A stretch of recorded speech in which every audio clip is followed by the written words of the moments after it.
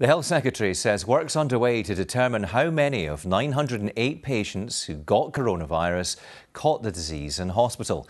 But Jean Freeman is currently unable to put a timescale on regular testing for NHS staff.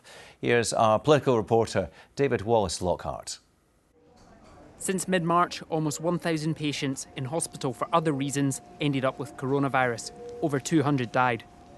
Work's being done to assess how many caught it in hospital. What we don't yet know, the work is underway, is whether or not those, all of those or some of them contracted the virus when they were in hospital. Yes, that's because you weren't testing them on entry, so you can't tell. Or whether they had the virus and it was in the incubation period.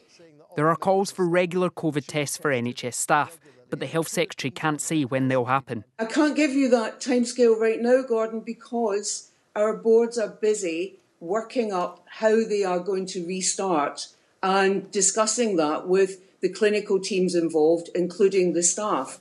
Opposition parties want inquiries and urgent statements to explain what's happened on the wards. We can't have the Scottish Government marking its own homework.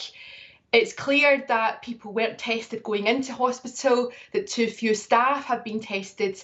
And today we've heard from the Health Secretary that she simply doesn't know when regular and routine testing will be rolled out. That's clearly unacceptable. Amid the questions, good news also. There have been 0 COVID deaths after a positive test in the last 24 hours, the first time that's happened since March.